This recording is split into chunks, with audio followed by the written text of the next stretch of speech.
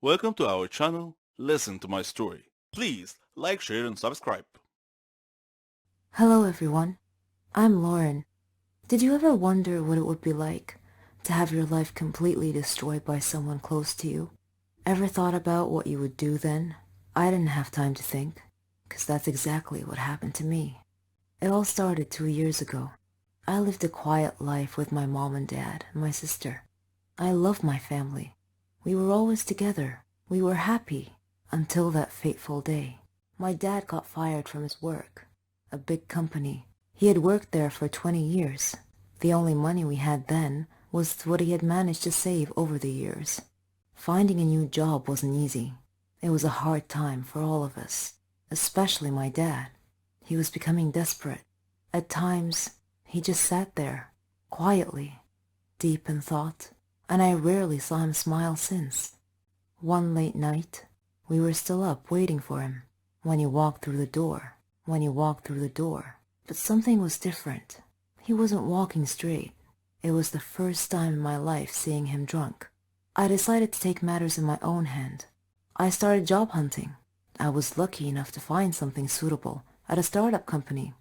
The pay was good enough, and the more I worked, the more I earned. I was trying my best to get our life back. I was giving it all I've got. My dad started asking me for money. I was more than happy to give him what he needed. I didn't even ask what it was for. Then he started asking for more. He came late almost every night, and he was never awake in the morning. It seemed like we hadn't talked together for ages. Then, money started disappearing from my purse. I got home from work one night. It had been a long day, and I was really tired. I put my bag in my room, and I went to the kitchen to find something to eat. I made myself a sandwich, then took it back to my room. But when I got to the door, I saw a shadow moving inside. I thought everyone was asleep, so I opened the door slightly and looked inside. I couldn't believe what I saw. My dad was standing over my bag, and my wallet was in his hand. He found no money in it, so he threw it on the bed and started going through my purse. At that moment, my mom came down the stairs. She had my dad's shirt in her hands and a small pack of white powder. I looked at her face. Her eyes were filled with tears. I tried to speak, but found nothing to say. My dad came out of my room. He saw us standing there. He tore the shirt and the pack from my mom's hands. He was hysterical. He started breaking things around him. Suddenly, everything changed. My mom and I were too scared to move. But then my sister came running down the stairs. He pulled her towards him and held a knife to her throat. He threatened to kill her if we didn't give him money.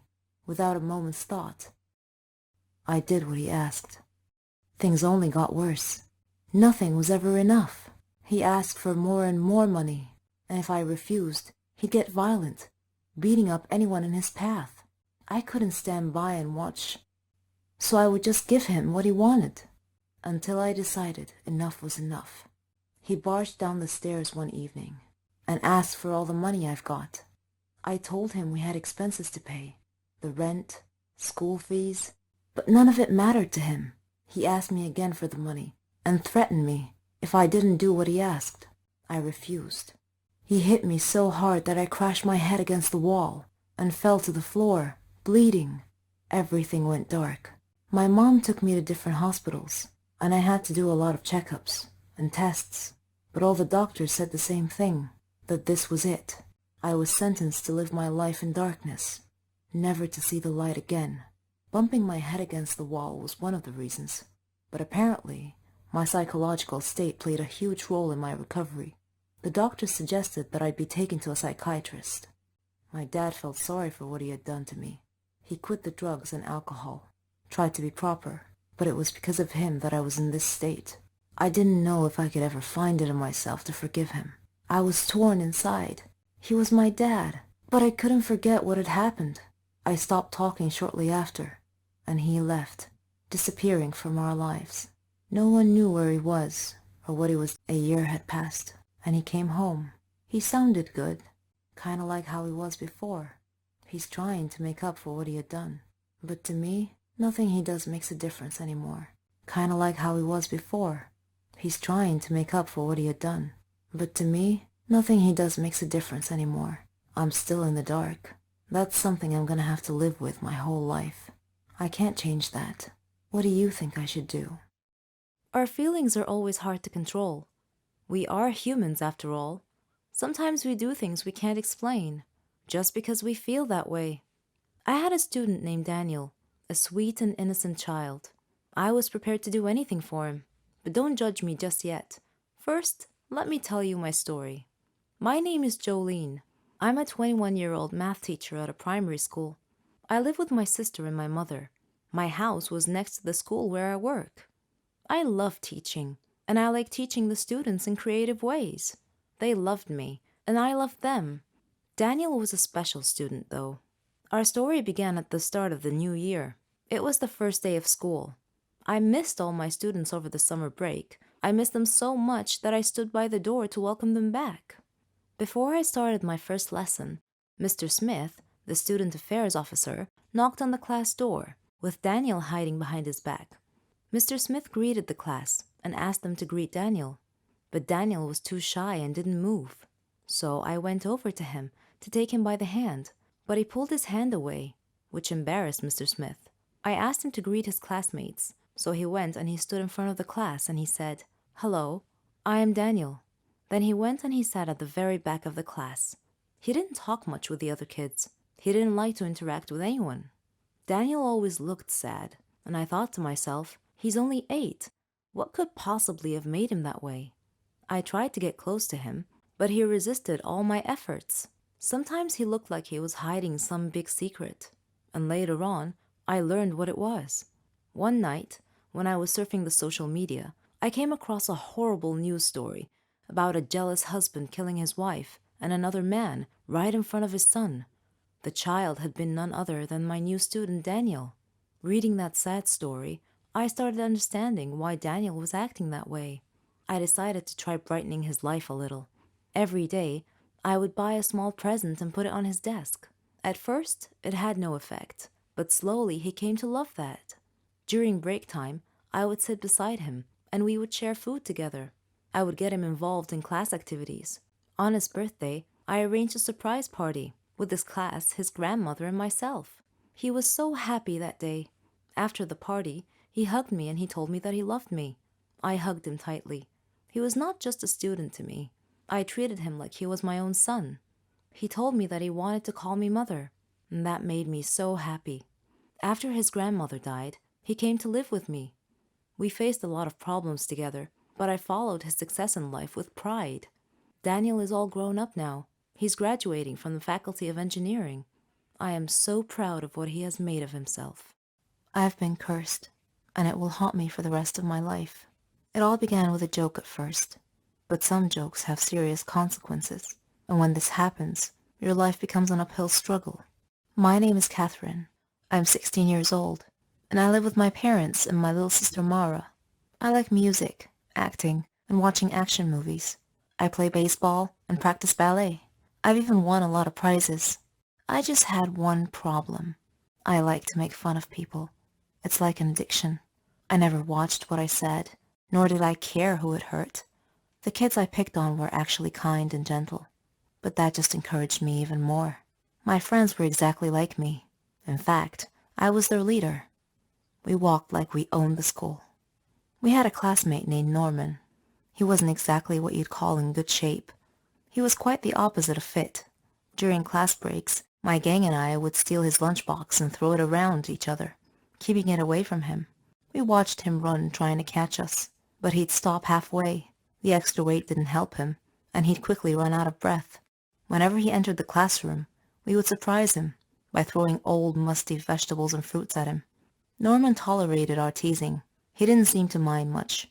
But then, one day, a joke went a bit too far. We conceived an evil plan. We told him that there was going to be a photo contest, and the person who makes the funniest pose wins. Norman was so gullible that he believed us. He actually gave it some thought. Then he posed for us. We did our best not to burst out laughing while we took pictures for him. The next day, when he came to school, Norman discovered that his photo shoot pictures had been posted all over the classroom walls, and the kids were laughing, writing comments all over the place. Norman was mortified. and he looked around at his classmates' faces. They were all laughing and pointing at him. Norman started crying, and his nose started bleeding. Then he fainted. A teacher had to call an ambulance to take him to the hospital. I certainly didn't expect that to happen. We knew that Norman would get so fatigued sometimes and leave school for the rest of the day, but we didn't know that he had a medical condition, and I felt deep regret. The curse that I spoke of earlier began when a girl named Naomi joined our class as a new student. On her first day, our teacher brought her in and introduced her to us. She sat at the desk at the very last row. I noticed that she was always looking at me in a strange way, and I wondered why. She looked at me with disdain, and I couldn't figure out why. It was my first time meeting her after all. I avoided her, mainly because her looks made me feel uneasy, and whenever my gang wanted to make fun of her, I told them to leave her alone. I felt there was something about this girl. One day, during science class, the teacher had paired us up to do a lab experiment, and I intended to ask her about the way she looked at me. But before I could say anything, she took the initiative and surprised me by broaching the subject herself. "You will pay for what you did to Norman," she said coldly. I looked at her and asked, "How do you know Norman? And what are you talking about?" She replied, "It doesn't matter how I know. I just do." I spent the next few days thinking about her words. Afterwards, Naomi ignored me completely. No more staring, no more accusing looks. It was as if I no longer existed to her. I didn't understand her. Then came the day. We had a basketball match. It was the championship game, but I was still busy thinking about Naomi's words. During the game, I glanced at Naomi and caught her looking at me, which distracted me. One of the players from the other team suddenly bumped into me, knocking me down and causing me to land badly on one of my knees. The pain I was in. I had to withdraw from the game to be taken to the hospital. At the hospital, the doctor said that I had torn a ligament from my knee and told me that I would need a surgery and a lot of medication. So after going through the surgery, I began taking my medications. It caused me to gain weight, even though I wasn't eating very much, just vegetables and fruits. I asked the doctor about my sudden weight gain, and he told me the medications I was taking were affecting my hormonal balance, which rarely happened, but in my case, it did. He said that I would either have to endure great pain or deal with the overweight because it wasn't gonna stop. So there you have it, guys. This is the curse that Naomi cast upon me, the price I had to pay for what I did to Norman. Eventually, I got well enough to take my final exams. When I arrived at school, all my friends took one look at me and started laughing. I was now their target, their prey. One of them said, "You're as large as an elephant." "I'll lose weight once I stop taking my medications," I retorted, but no one was listening. I am now living in a nightmare, and I would like to tell Norman that I'm very, very sorry for everything that I've done.